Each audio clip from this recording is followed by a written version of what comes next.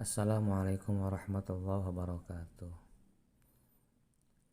Alhamdulillahirrabbilalamin, amma ba'du. Anak-anakku sekalian yang Bapak cintai dan yang Bapak banggakan, mudah-mudahan kalian semuanya tetap ada dalam lindungan Allah Subhanahu wa Ta'ala. Sebelum belajar, marilah kita doa bersama-sama dahulu. Bismillahirrahmanirrahim. Rabbi shrahli sadri wa yassirli amri wahlul 'uqdatam min lisani yafqahu qawli. Rabbi zidna ilman warzuqna fahman birahmatika ya arhamar rahimin. Amin. أعوذ بالله من الشيطان الرجيم بسم الله الرحمن الرحيم قل يا عبادي الذين أسرفوا على أنفسهم لا تقنطوا من رحمة الله إن الله يغفر الذنوب جميعا إنه هو الغفور الرحيم.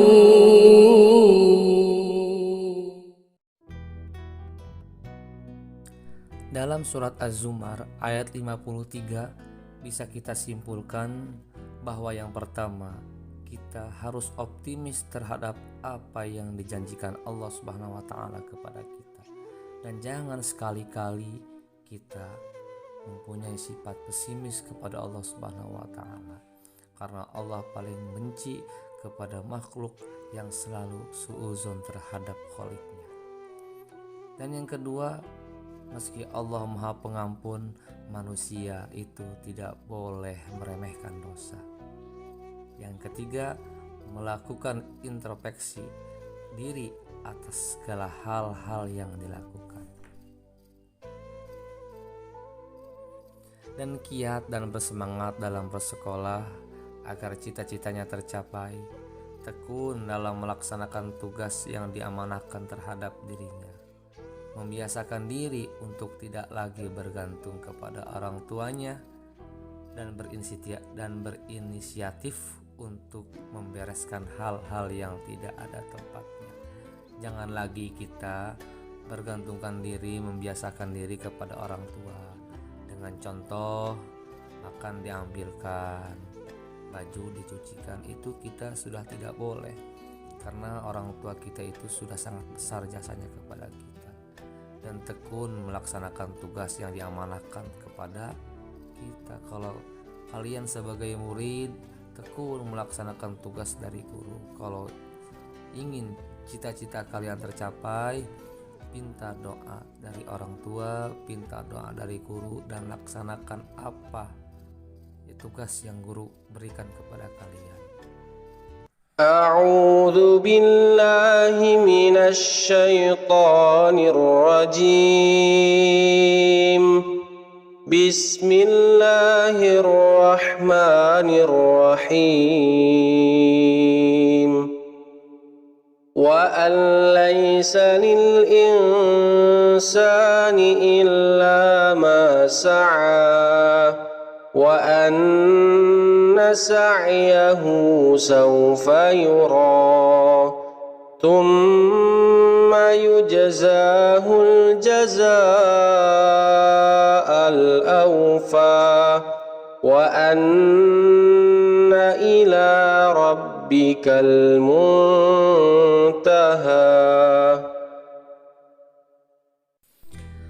Makna dari surah An-Najm ayat 39 sampai ayat 42 itu bahwa Allah Subhanahu wa Ta'ala berjanji akan memberi balasan sempurna kepada orang yang mau berusaha keras.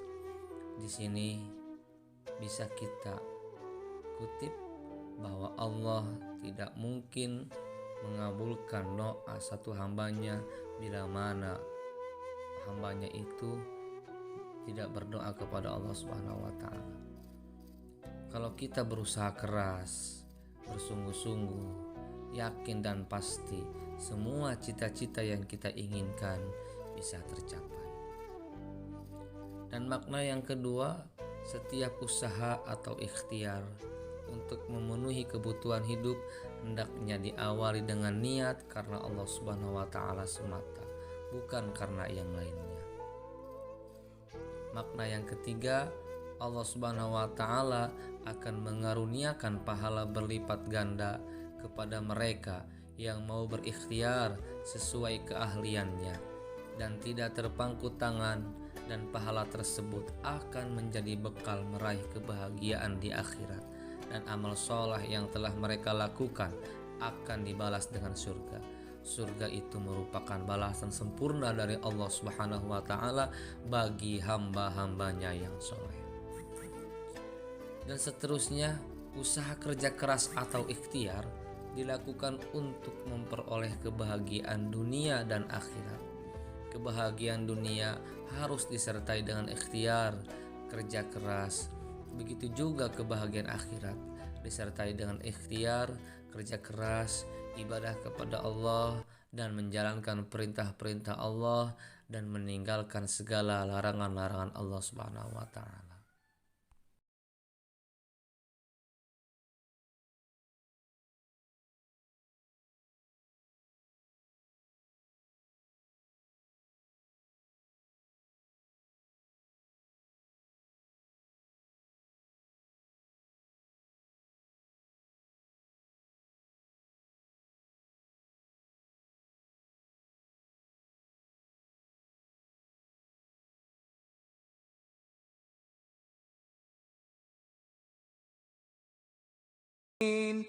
Dalam surat Al-Imran ayat 159 ini ialah asbabun nuzulnya ketika selepas perang Badar ada tawanan perang dari kaum kafir. Rasulullah lalu memperbincangkan mengenai perlakuan apa yang akan diberikan kepada tawanan tersebut. Rasulullah memperbincangkan dengan sahabat Abu Bakar dan Umar. Ketika itu Abu Bakar usul dikembalikan ke keluarganya saja dengan tebusan, sedangkan Umar usul agar dibunuh, tapi yang membunuh itu disuruh keluarganya. Kemudian turunlah surat Al-Imran ini ayat 159. Itu asbabun nuzul surat Al-Imran ayat 159. Lalu isi kandungan ayat ini ialah menunjukkan bahwa kelemah lembutan Rasulullah kepada orang-orang yang melanggar perintahnya dan berpaling. Jadi Rasulullah itu terkenal sosok suri tauladan yang baik dan berakhlakul karimah yang senantiasa berlemah lembut kepada sesama manusia. Jangankan ke sesama muslim, Rasulullah itu berlemah lembut pun kepada orang yang muslim. Jadi patut kita tiru akhlak Rasulullah SAW. Beliau tidak keras, tidak arogan, sebagaimana hadis Rasulullah SAW, innama bu'istu liutammima makarimal akhlak. Pastinya aku itu diutus oleh Allah untuk menyempurnakan akhlak. Dan isi kandungan yang kedua ialah tidaklah baik jika seseorang hanya puas dengan ilmu yang ada pada dirinya tanpa menghiasinya dengan akhlakul yang baik sebagaimana yang dicontohkan oleh Rasulullah. Jadi kita tidak perlu menggali ilmu yang tinggi kalau kita tidak menghiasi diri kita dengan akhlak. Ilmu perlu kita gali sebanyak-banyaknya, tapi di samping ilmu harus ingat bahwa kita hidup itu masih ada di bumi. Karena di bumi itu adanya manusia, adanya hewan, adanya binatang, ada makhluk-makhluk yang lainnya. Dan itu menunjukkan bahwa kita seorang manusia, bahwa kita harus berakhlak dan beradab ke sesama makhluk Allah. Jangankan ke manusia, kita harus berakhlak kepada alam, kepada binatang, kepada pohon, dan kepada yang lainnya. Dan kita harus berakhlak kepada pohon. Jangan kita BAB ataupun sembarangan, misalkan kencing di pohon, BAB di pohon, itu tidak boleh. Itu sangat menunjukkan akhlak yang buruk kepada pohon. Dan kita pun harus berakhlak kepada hewan. Tidak boleh kita menyiksanya, walaupun itu hewan yang najis seperti anjing, babi. Kalau kita takut aja gitu ya. Kalau kita tidak suka aja, tapi jangan mencaci maki atau hewan tersebut. Itu tidak boleh. Dan kita juga harus berakhlak kepada makhluk yang lainnya seperti jin. Itu kita harus beradab, harus menghargai. Jangan kita kalau ada apa-apa, wah ini jin ini itu tidak boleh. Karena dia pun makhluk yang diciptakan oleh Allah, ingin dihargai.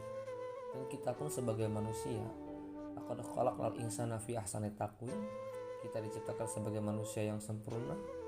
Kita jangan pernah mempunyai berprasangka buruk kepada hal-hal yang gaib, sepertinya datangnya penyakit, ini tuh dari ini, itu tidak boleh. Karena menunjukkan hati kita nantinya suuzon kepada makhluk yang lain. Dan isi kandungan yang ketiga ialah seorang mukmin dilarang berlaku buruk kepada orang-orang yang beriman, berperilaku kejam, berhati keras, dan berucap yang tidak terpuji.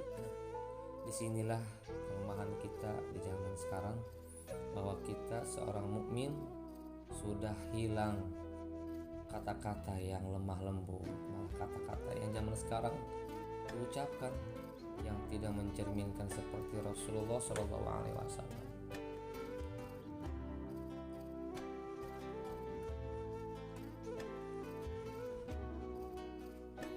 Dan seterusnya, isi kandungan yang keempat ialah perintah untuk bermusyawarah.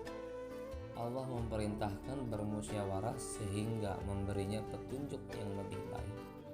Kita itu dianjurkan oleh Allah untuk bermusyawarah. Jangan egois. Kalau di kelas misalkan bermusyawarah ingin mengadakan tabungan, ingin mengadakan uang kas, itu harus sepakat berapa.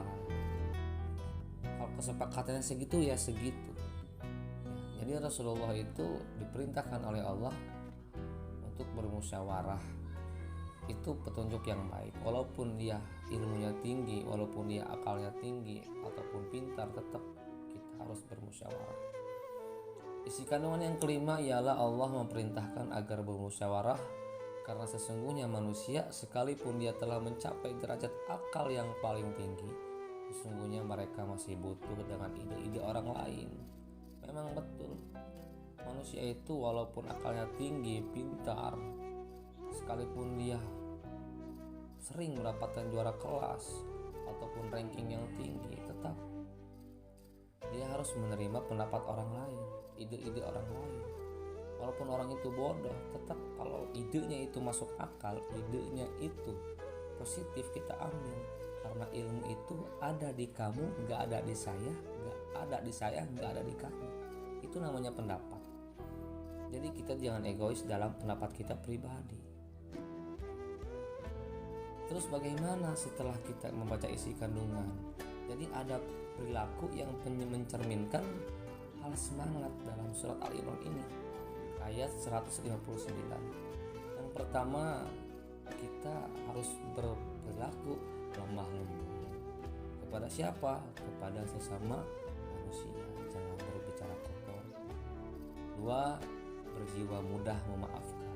Kalau orang lain mempunyai kesalahan kepada kita, kita harus memaafkan.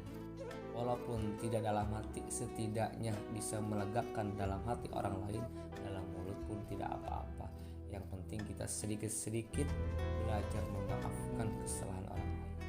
3, selalu memohon ampunan Allah. Ya, kalau seorang mukmin pasti dia selalu memohon ampun kepada Allah. Ingat istighfar, astagfirullahaladzim, astagfirullahaladzim, astagfirullahaladzim. Yang keempat, dalam menghadapi sebuah masalah, bersikap tenang dan tidak emosional. Tentu dalam surat Al-Imran ini mencerminkan semangat bahwa kita tidak boleh menghadapi masalah itu dengan tegang, emosi. Itu tidak boleh. Kalau menghadapi masalah dengan sifat emosi itu tidak akan pernah beres sampai kapan. 5. Mengutamakan musyawarah atau mufakat. Ya. Jadi kita ini harus mengutamakan musyawarah. Kalau kita mau mengadakan apa-apa, jangan sendiri, kita harus bermusyawarah, ambil kesepakatan yang positif, buang yang negatif. 6. Ketika sudah tercapai kesepakatan dalam bermusyawarah, semua pihak harus menerima dan menjalankan keputusan. Tidak boleh menggunjing, tidak boleh mentertawakan, tidak boleh mencela. Wah, saya tidak setuju dengan pendapat ini. Itu mah tidak baik. Kalau kesepakatannya banyak yang setuju, itu berarti hal yang positif. Kemungkinan hati dianya aja kan yang tidak setuju. Jadi kita itu tidak boleh mengunjing. Kalau tidak suka, diam lebih baik daripada berbicara menyakiti hati orang lain. 7. Bertawakal pada Allah setelah melakukan usaha. Ketika kita sudah bermusyawarah, sudah bermufakat, tapi hasilnya kurang memuaskan, ingat, bertawakallah kepada Allah walaupun kita dalam keadaan hal gagal, karena kegagalan adalah keberhasilan yang tertunda.